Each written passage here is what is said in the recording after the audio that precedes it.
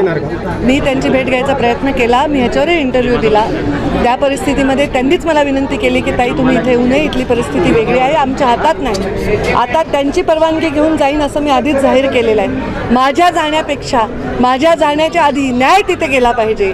मी तिथे जाणं, त्या मृत्यूच्याबद्दल संवेदना बाळगणं हा माझा एक सर्वस्वी वैयक्तिक विषय. त्याचं काही जगासमोर प्रकटीकरण करण्याची आवश्यकता नाही.